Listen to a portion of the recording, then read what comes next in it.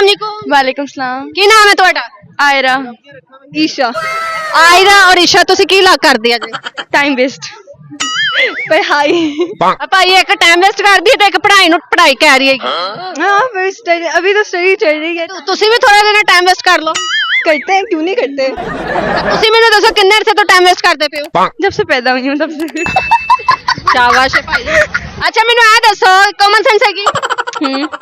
ਚਲੋ ਔਰਤ ਹੈਗੀ, ਔਰਤ ਵਾਲਾ ਸਵਾਲ ਪੁੱਛਣੀ ਹੈ ਕਿ ਉਹ ਕਿਹੜੀ ਗੱਲ ਹੈਗੀ ਏ, ਕਿਹੜੀ ਚੀਜ਼ ਹੈਗੀ ਜਿਹਨੂੰ ਜਿੰਨਾ ਖਿੱਚੋਗੇ ਉਨੀ ਲੰਬੀ ਹੋਏਗੀ? बात लड़ाई। ਲੜਾਈ?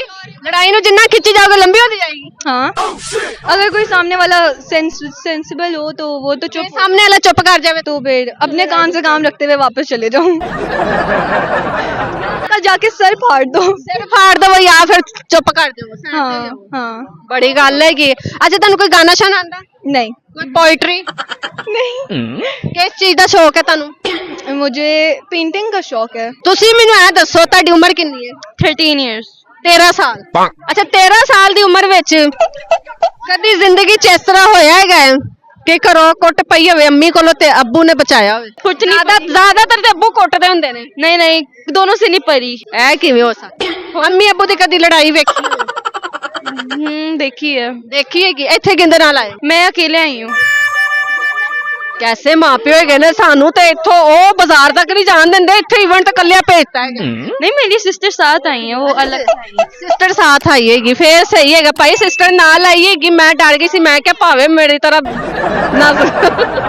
अच्छा मैनू तुसी ए दसो कि ਤੁਹਾਡੇ ਕੋਲੋਂ ਲੈਦਾ ਕਾਮਨ ਸੈਂਸ ਦਾ ਸਵਾਲ ਪੁੱਛਣੀ ਹੈ ਕਿ ਉਹ ਕਿਹੜਾ ਡਰ ਹੈਗਾ ਜਿਹੜਾ ਔਰਤ ਨੂੰ ਖੂਬਸੂਰਤ ਬਣਾ ਦਿੰਦਾ? ਹੁਣ ਤੁਸੀਂ ਕਹਿੰਦੇ ਹੋ कि मेरे को एक ही सवाल है, आहो एक ही सवाल है। पता नहीं। अच्छा लाइफ की ऐसी कौन सी अचीवमेंट है जो कौन सी ख्वाहिश है जो अचीव कर ली है?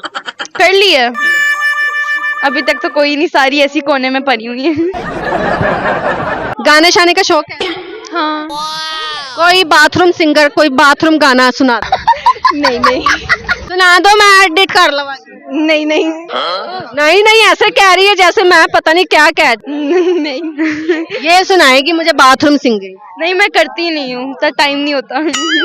अभी कहती है यार है बड़ा बिजी कुड़ी है।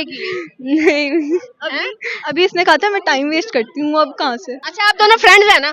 बेस्ट फ्रेंड है। बेस्ट फ्रेंड्स है। अगर तुहानू लड़ाई दा असि मौका दिता जाए जितेगा कौन? ये जीत जाएगी। गली बाती के लत्ता मुक्का में? हाँ शायद आ भी सकती है। नहीं हाथों में मैं ज्यादा तेज हूँ, वो बातों में तेज है। हाथों में ज्यादा मैं तेज हूँ, जुबान में ये तेज है।